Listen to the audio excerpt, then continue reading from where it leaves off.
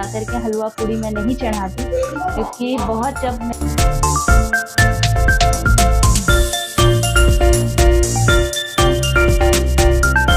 Good morning friends और जय माता दी। क्योंकि आज है नवमी का दिन, तो बस पूजा की हो रही है तैयारी और भाभी कर रही है पूजा, क्योंकि वो तो मंदिर की नित्य पूजा होगी और आज होगा हवन। तो हवन अभी पंडित जी आएंगे, उन्होंने 10 बजे का समय दिया है, लेकिन पंडित जी हैं तो 11 बजे से पहले उनको आना नहीं है। तो तब तक मैं जा रही हूँ भगवान देवी माँ के लिए हलवा और पूड़ी बनाने, और भाभी तब तक मंदिर की पूजा कर लेंगी और फिर होगा आज का हवन और समापन। तो ये 9 दिन बहुत अच्छे से बीतता है, पूजा पाठ में बीतता है, पूरा भगवान की भक्ति में बीतता है। लेकिन अब की बार मेरा कुछ गड़बड़ ही रहा, मेरी तबीयत बिल्कुल नहीं ठीक रही, पेट में लगातार इन्फेक्शन रहा और अभी तक है। तो चलिए फिलहाल जैसे तैसे मेरा व्रत चलता रहा। तो बस, और आज ही रात में 3:30 बजे के बाद पारण हो जाएगा। वैसे हम लोग हमेशा दशमी को पारण करते हैं, लेकिन अब की बार शाम को 3:30 बजे के बाद पारण हो जाएगा। तो पहले बना लेते हैं भगवान देवी माँ के लिए हलवा पूरी, क्योंकि वो तो उनका सबसे पसंदीदा उपयोग है। तो बस उनके लिए बनाने जा रहे हैं।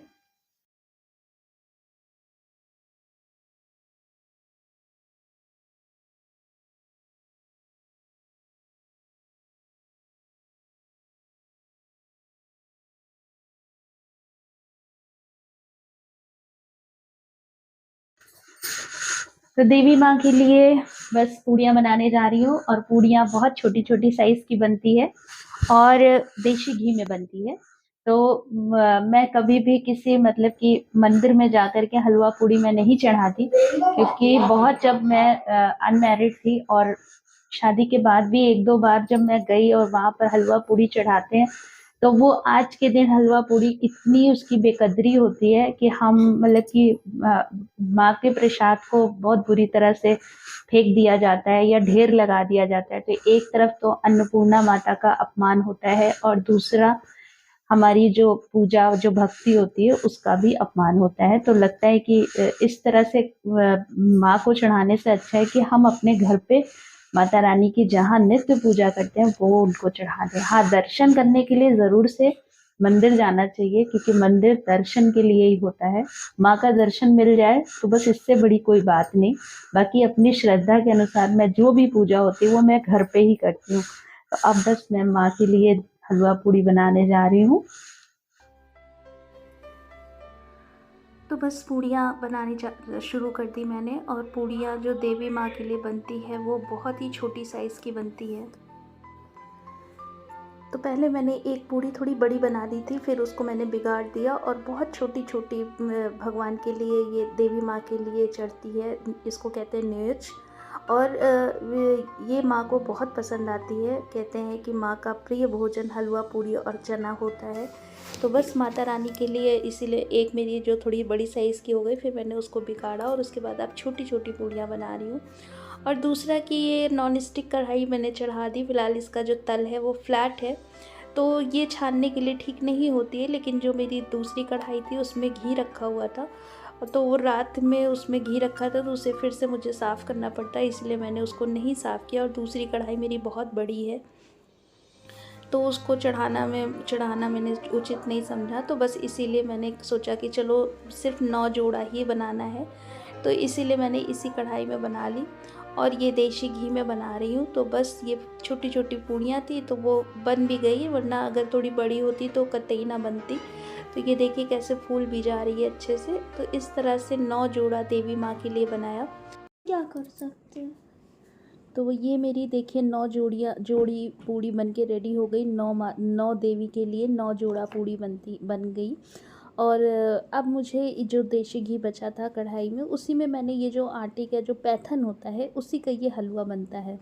वैसे इसका बनाने का एक सही तरीका और होता है कि इस आटे को पानी में घोल लिया जाता है और उसके बाद फिर इसको कढ़ाई में डाला जाता है, लेकिन मैंने नहीं घोला, मैंने पहले आटा डाल दिया और उसके बाद फिर अब इसको बस थोड़ा सा ही भूनूंगी, बस नाम मात्र का। 3-4 बार मैंने कलछी चलाई और अब इसके बाद इसमें पानी डाल दूंगी और ये हलवा, और उसके बाद थोड़ा सा पकने के बाद फिर चीनी डाल दूंगी। और आप मतलब ये कच्चा हलवा कहा जाता है और माता रानी को यही हलवा चढ़ता है।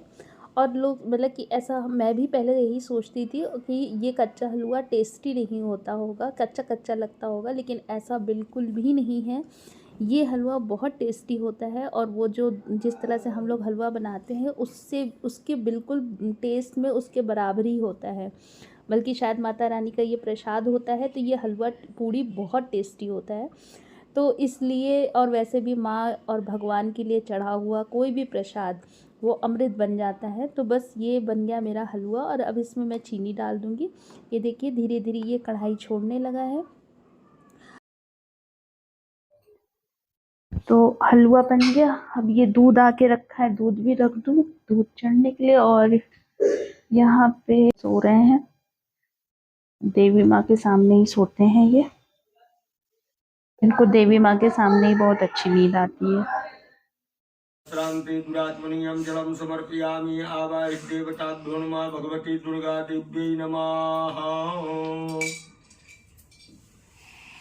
नभो व्यापा श्रीखंड चंदनम दिव्यम गंध्याढ्यम सुमनोहरम विलेपनम सुरश्रेष्ठा चंदनम। तो बस अब इसके बाद मैं डायरेक्ट हवन का मैंने शूट किया था, तो ये हवन शुरू हो गया और पंडित जी आ गए हैं। और पंडित जी आज थोड़े से लेट चल रहे हैं क्योंकि वो कह रहे थे कि रात में काफ़ी मतलब हर जगह पाठ करने में काफ़ी टाइम लग जाता है, तो थोड़ा समय ज़्यादा लग गया उनको आने में। फ़िलहाल इस समय बज रहे हैं दिन के 12, तो बस वो आ गए थे और अब हवन शुरू हो गया। तो हवन की शुरुआत हो गई और हवन तो स्थापना मैंने और शान के पापा ने मिलकर करी थी ना, तो हमने और शान के पापा ने मिलके की थी। लेकिन आज नवमी है, मंडे का दिन है, ऑफिस खुला हुआ है, इसलिए वो नहीं बैठ पाए हवन में, तो मुझे अकेले ही ये हवन पूरा करना पड़ा। और उनका इसीलिए ये जो तौलिया होती है उसमें चुनरी को बांध दिया जाता है कि इन केस अगर नहीं बैठ पाए तो आपकी पूजा उनका मतलब ये उनकी जो तौलिया है ये उनका वो साथ में ही है, ऐसा करके पूजा शुरू हो गई। और ये हलवा पूड़ी देखिए देवी माँ को चढ़ गया। और पूजा तो ये बहुत विस्तृत होती है, लेकिन पंडित जी करा रहे हैं और अब शुरू हो गया है हवन।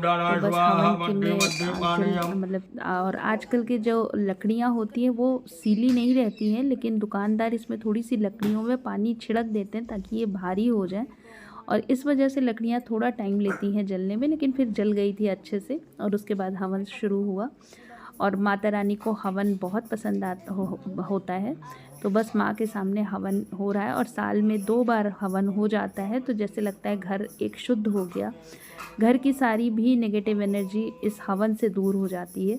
तो बस शुरू हो गया हवन की पूजा। और ये देखिए सुल्तान कंटिन्यूस पास में बैठेगा, वो कोई भी पूजा छोड़ता नहीं है।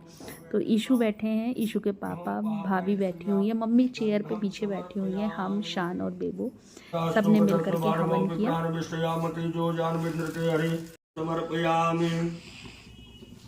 ओम माइदम परम मया देवा स्थापितं कुरुतस्तव तेन मे सबला वाक्यर्भवेत् जन्मनि जन्मनि ऋत्वरान् समर्पयामि अग्नये नमः। ओम निहन्नमानं तत्तन्नावलोक महासुरासेनानि शुक्लाकोपाद्यो योतु तमां काम दुर्गा दिव्यै स्वाहा। स्वादेवीं सर्ववर्षेण वर्ष समरे सुधाय तमेव के सिंहं तो वर्षेण तो दुर्गा दिव्यै स्वाहा। विवाम्रातं दुर्गा देवी स्वाहा। तत्तूलं देवी शूलं मुञ्चता तत्तूलं ददातेन तं दशमासुरां दुर्गा देवी स्वाहा। तस्मिन् महावीर्यमस्समुक्तो वाक्यं गजारूढश्चामरसहस्रार्द्रं दुर्गा देवी स्वाहा।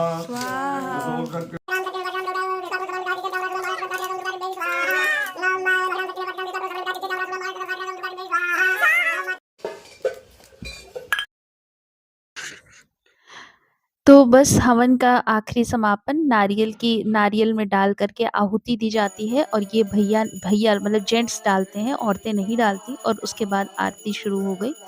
और अब ये जो लास्ट वाली आरती है आज के दिन, अगर सच बताएं, अगर आप बिल्कुल भावनाओं के उसमें भगवान की भक्ति करिए, पूजा करिए, तो आपके आँख से आज के दिन आंसू ज़रूर आ जाएंगे, और मुझे तो वास्तव में आ जाते हैं, क्योंकि आज के बाद देवी माँ चली जाती हैं। कहा जाता है कि अब आप विसर्जन किया जाता है उनका, तो मन बहुत दुखी हो जाता है, क्योंकि ये 9 दिन आपको एहसास रहेगा कि माँ आपके साथ चल रही हैं। वैसे माँ कभी छोड़ के नहीं जाती, लेकिन उनका विसर्जन तो किया ही जाता है, तो पंडित जी जब कहते हैं कि वो अपने लोक को जाएँ, तो उस समय आँख में आँसू आ जाते हैं।